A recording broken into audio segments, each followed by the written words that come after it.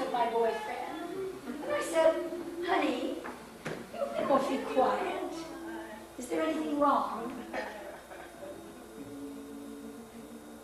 No. Well, is it anything to do with our relationship? Well, I've been feeling kind of stuck lately. Stuck? Stuck.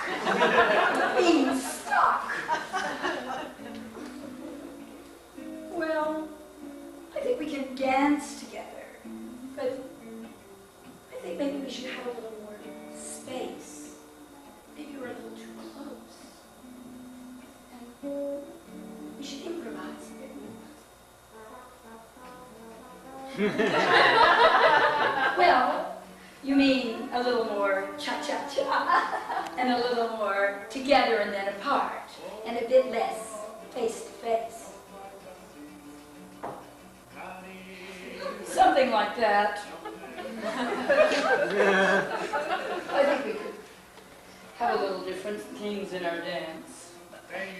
Well, what could I do? You could learn to listen. Listen. I'm always listening. I listen all the time. I do nothing but listen.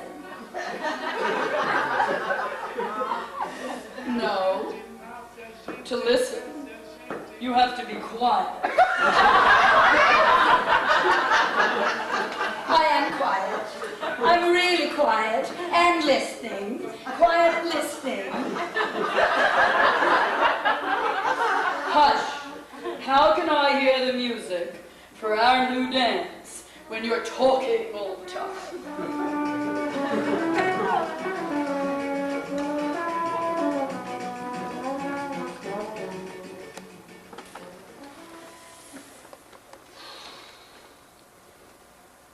She touched me, said my mother, when a well-meaning friend put her hand on her arm in sympathy. Jane is one of those touchy-feely people. I loathe being more.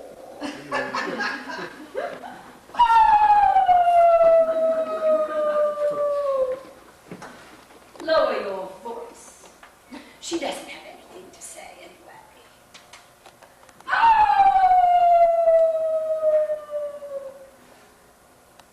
When wolves howl together, they all get together and each one howls with its own voice, so all the others can recognize its voice in the pack.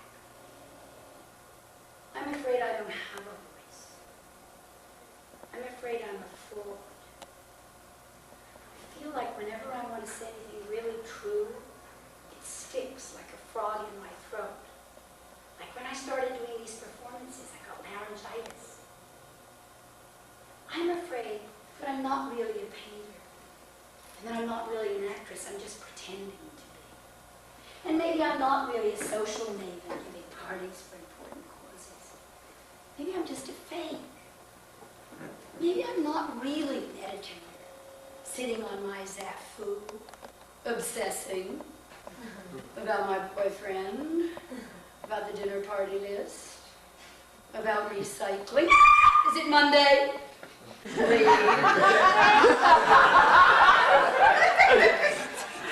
I used to be a reporter for CBS, and I discovered that a microphone is like truth serum. I would hold it up to someone's lips, and they would tell me their most intimate secrets. And I would think they're telling their most intimate secrets to a fraud. But you know, the truth is that they just wanted to find their howl in the pack. They wanted to find their voice, just the way I do. But I don't think a microphone is how I'm going to find my voice anymore. I think I need a drum.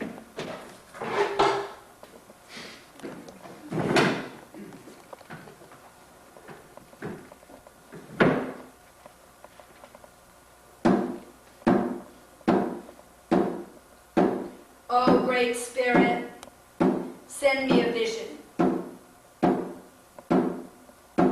Who am I, and where is my voice?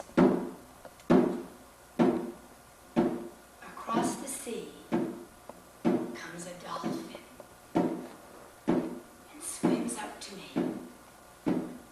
I get on his back, and we dive out through the waves. As we dive, I have to hold my breath, and then we come out in the sun again.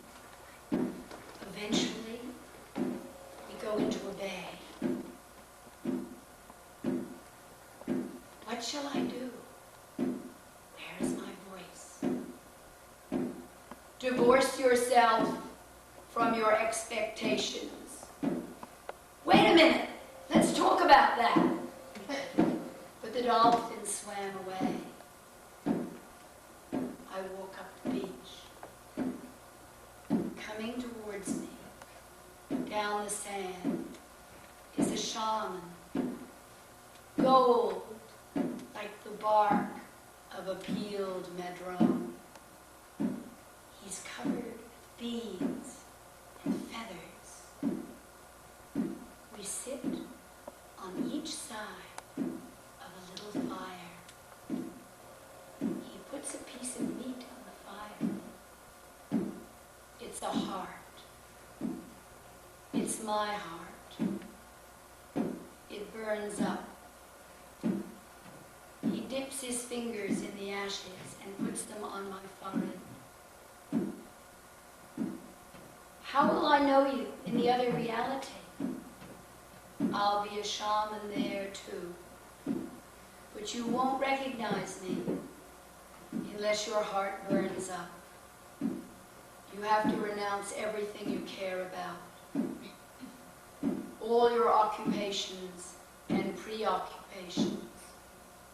Wait, let's talk about it. But he disappears into a cloud on the sand.